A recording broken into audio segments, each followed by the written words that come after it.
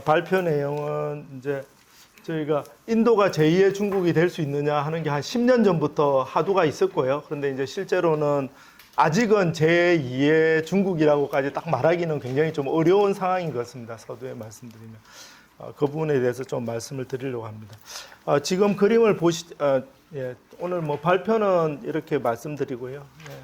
먼저 처음에 지도를 좀 보시면 사람들이 저희들한테 많이 질문합니다. 왜 인도에 그렇게 투자가 러시가 이루어지고 뭐 미국이나 유럽이 그렇게 많이 있느냐 하면 세계의 전략적인 측면에서 사실은 인도는 전 세계 월드뱅크의 어마어마한 투자가 인도에 들어갈 수밖에 없었던 상황이 있었습니다. 그게 보면 1990년대 후반부터 보시는 것처럼 지금 이제 그린 색깔로 되어 있는 저 부분을 저희가 이제 이코노믹 블록이라 그래서 저게 이제 뭄바이부터 델리를 이어서 미얀마, 베트남, 라오스, 캄보디아로 이어지는 라인입니다.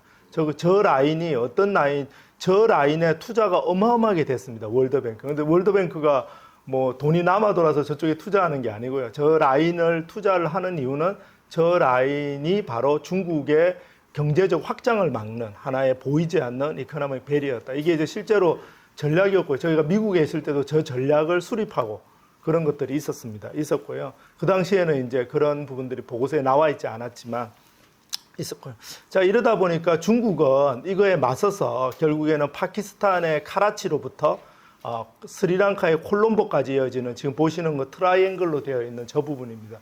그래서 많이 들으셨겠지만 중국이 파키스탄과 스리랑카에 굉장히 많이 투자를 했죠. 사실은 그렇게 한 이유가 결국에는 이 그린 라인을 자기들이 방어해서 아프리카 쪽으로 진출하는 것을 갖다 교두보를 확보하는 그런 라인입니다. 그래서 저걸 공식적으로 스트링 오브 펄스에서 진주 목걸이 전략이라고 합니다. 실제로 전 세계에 있던 전략이고요. 이제 이런 차원에서 사실은 이제 비즈니스에서도 결국에는 돈이 몰리는 쪽으로 가야 이제 비즈니스를 할 수 있는 거니까 이런 차원이 굉장히 컸다. 이게 이제 거시적으로 좀 이해를 하시면 좀 좋을 것 같습니다. 예.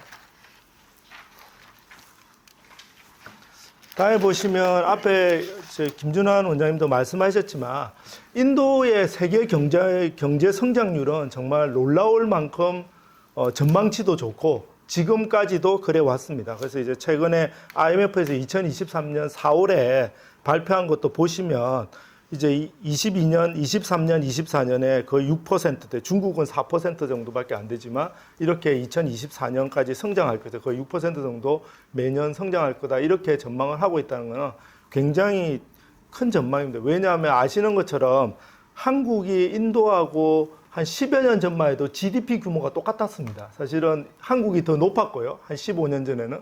근데 지금은 한국은 쳐다보지도 못합니다. 인도가 지금 한국의 2배고요.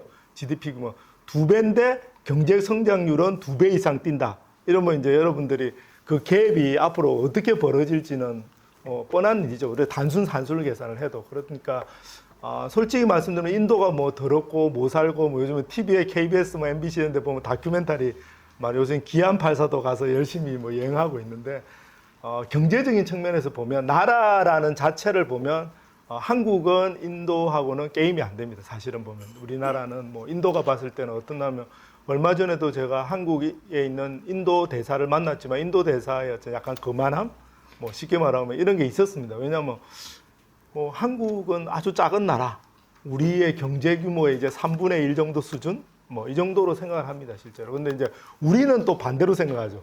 인도가 뭐 대단한 나라도 아닌데 뭐 이렇게 생각하는데 사실은 글로벌 사회에서는 그렇지 않습니다. 예. 다음을 보시면 이제 무역 파트를 잠깐 보시면 인도는 한국한테 상당히 고마운 나라입니다. 우리나라 무역의 수출의 8위입니다, 인도가. 실제로 보시면 이제 중국이 당연히 1등이고요. 8인데 옆에 수입 점유율을 보면 세계 27위밖에 안 됩니다. 그러면 무슨 말이냐면 대인도 무역에서는 한국이 굉장한 흑자를 가지고 있다. 그래서 인도 입장에서는 굉장히 괴롭지만 우리는 굉장히 좋은 거죠, 사실은 보면. 그래서 상당히 우리가 무역 흑자를 기록하는 대표적인 나라 중에 한 개다 이렇게 보고요. 뭐 이런 것들을 좀 해소하기 위해서 뭐 몇 년 전에 인도 망고도 저희가 수입 허가해주고 이래서 요즘에는 이제 뭐 보면 인도 망고도 먹을 수 있고 뭐 이런 것들을 자꾸 늘리고 있지만 그래도 이제 한계적 그런 어떤 부가가치로 보면 결국에는 한국이 계속해서 수출 흑자, 무역 흑자 국일 수밖에 없다. 이렇게 판단됩니다.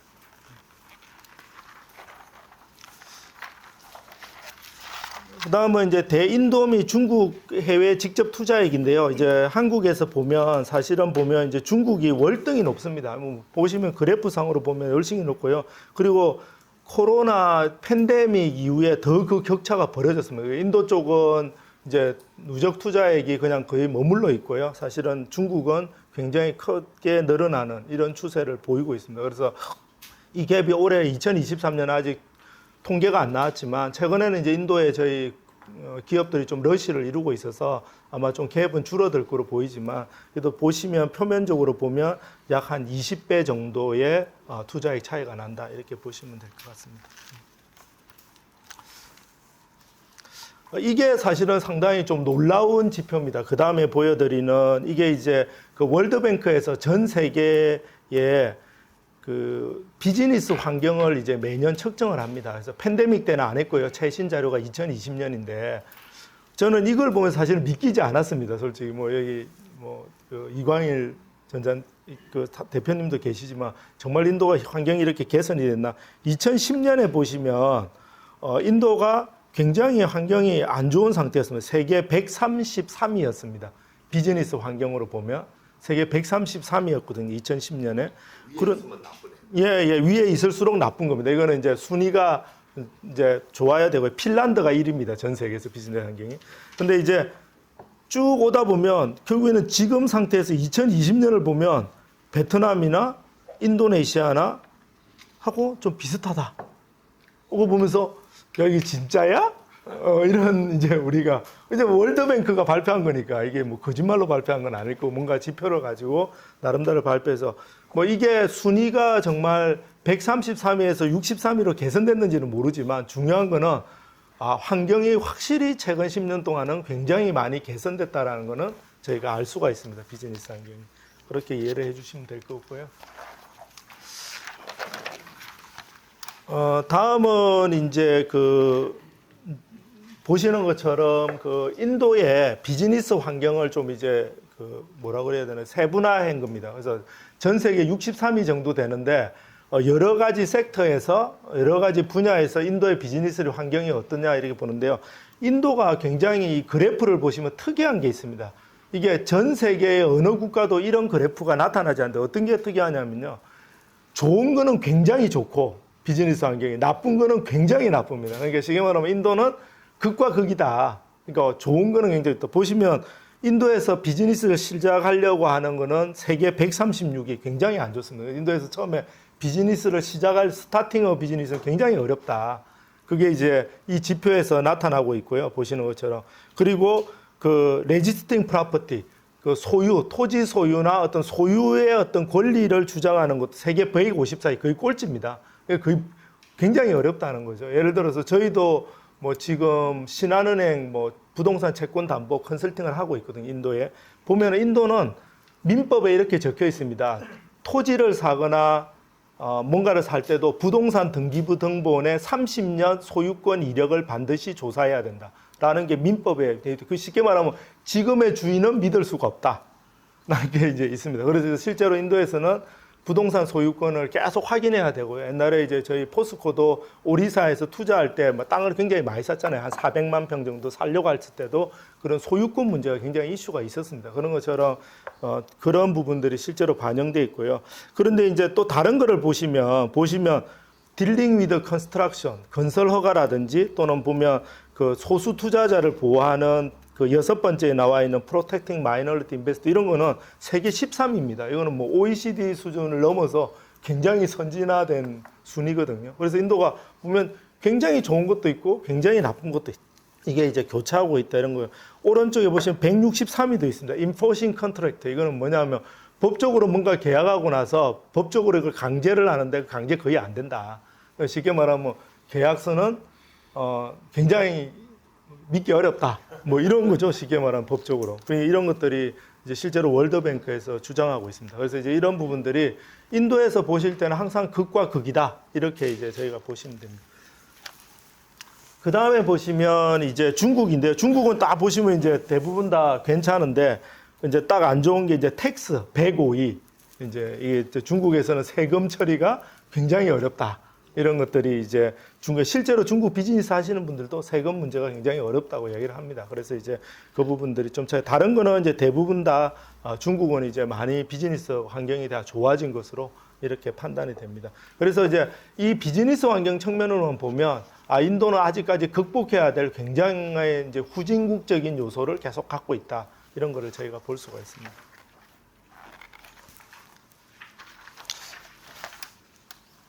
다음 장은 이제 그 미래에셋 증권의 리서치 센터에서 최근에 이제 저희하고 뭐 회의하면서 이제 제가 좀 자료를 약간 발췌를 했습니다. 이게 뭐 출처는 달았으니까 뭐라고 하지는 않을 거고요.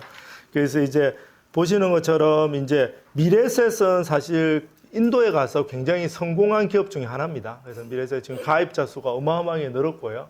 인도 그 사람들이. 그래서 미래에셋은 굉장히 인도를 이제 좋게 보는 그런 쪽에 이제 부분이라 생각하고요. 제일 중요한 게 이제 그 인구 구조 보면 MZ 세대가 인도 인구의 77%를 차지하고 있다. 이거는 놀라운 경쟁력입니다. 산업 경쟁에서 MZ 세대가 77%다. 뭐 앞으로 성장 가능성이 굉장히 있는 거죠. 그래서 이 부분도 굉장히 고무적이고요.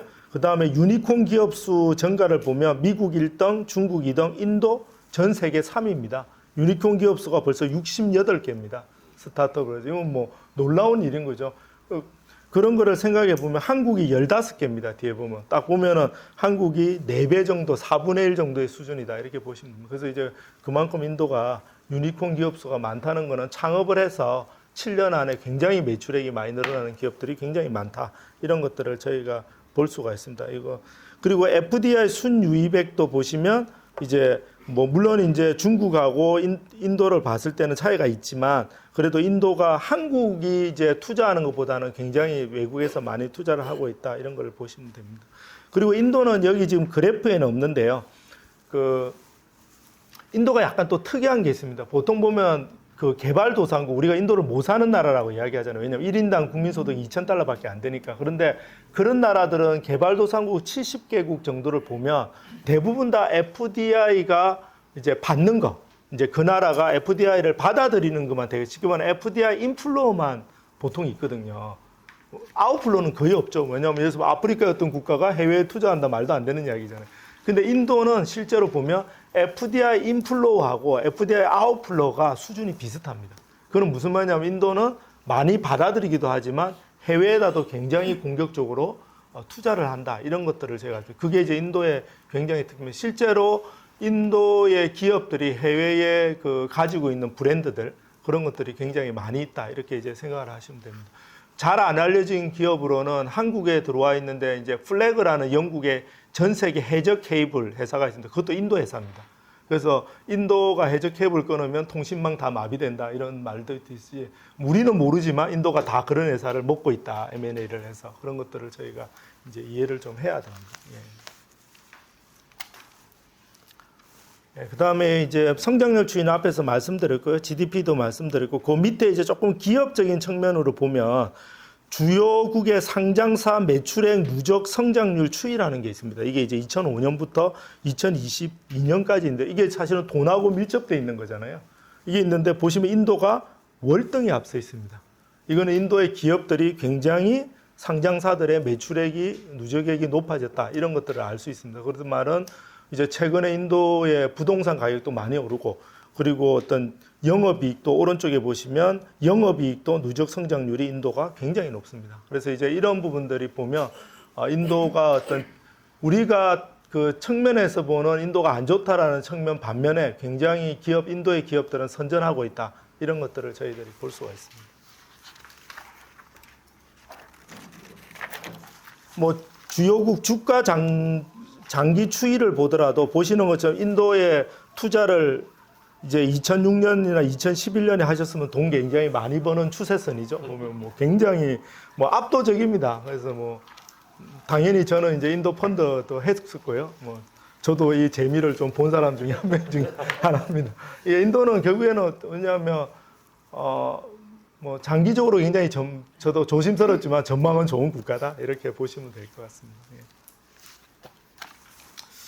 자, 이제 이렇게 이런 장밋빛 그림들이 굉장히 있고 이런 게 굉장히 좋은데 다른 분들 근데 왜 이렇게 비즈니스 하기가 힘드냐 이제 가서 이제 이런 말들을 굉장히 하고요. 저도 이제 매년 이제 몇백 개 기업들 계속 강의하면서 이런 이야기를 많이 듣는데요. 이제 어려운 이유는 이겁니다. 제가 여기 장표에 만든 대로 어느 나라 전 세계의 개발도상국 한 80개국 중에서 이 5가지 요소가 모두 다 고려를 해야 되는 국가는 딱 인도 하나밖에 없다는 거죠. 자, 종교도 다양해, 정치도 다양해, 신분도 다양하고, 언어도 다양하고, 인종도 다양한 나라가 이 지구상에 존재하는 거냐는 거죠. 이 5개가 모두 있는 나라가.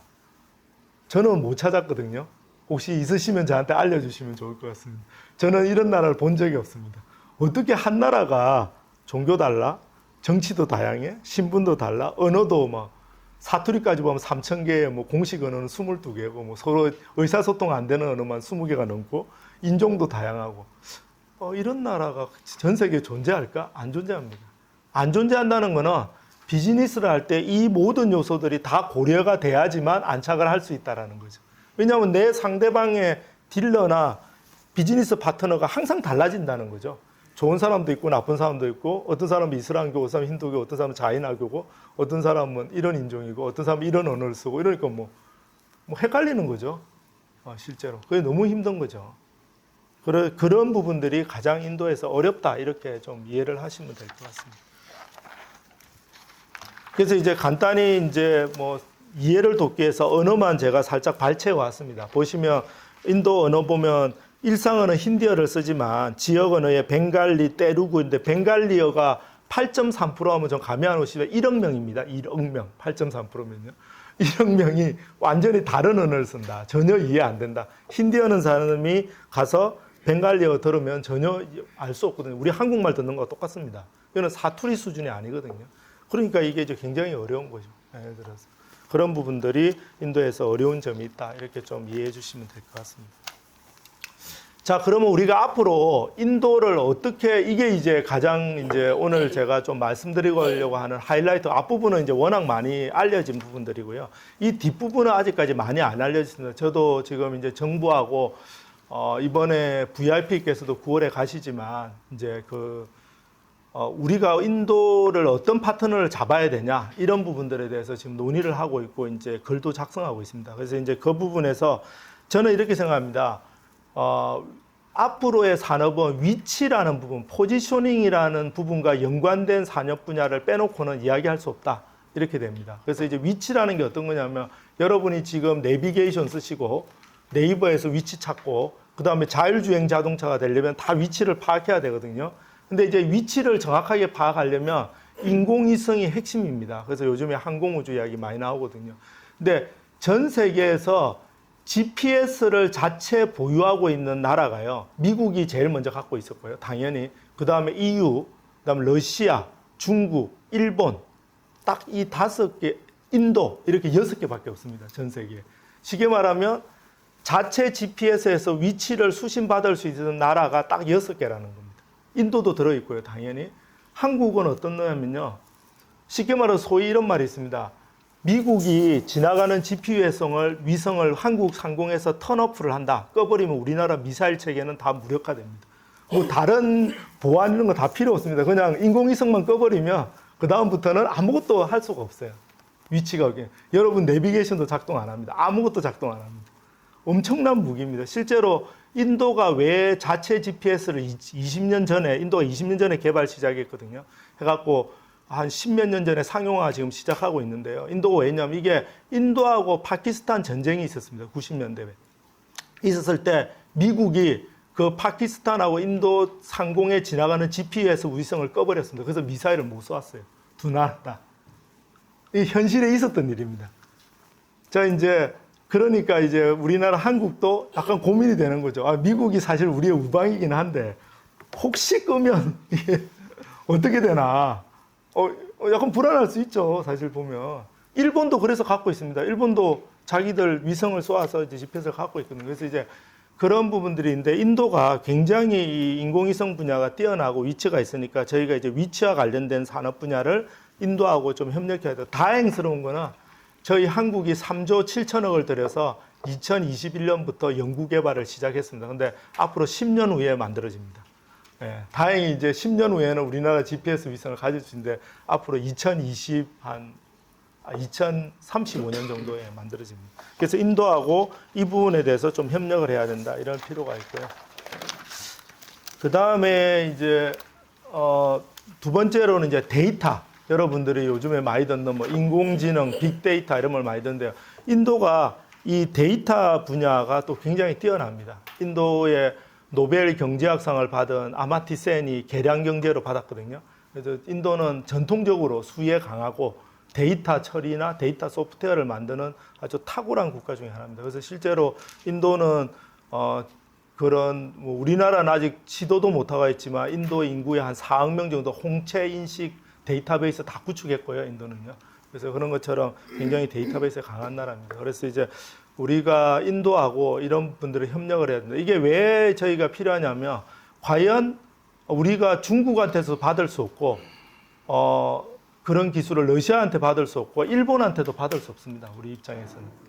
근데 미국반이 우리의 이제 파트너인데 미국 한 교sek만 받기에는 좀 리스크가 있다. 이렇게 봤을 때 우리가 인도를 하나의 우리의 포트폴리오 전략으로서 이런 부분들이 좀 필요하지 않을까 이렇게 생각합니다. 그래서 이제 위치 관련 산업과 데이터가 연관된 이런 산업들이 보고요.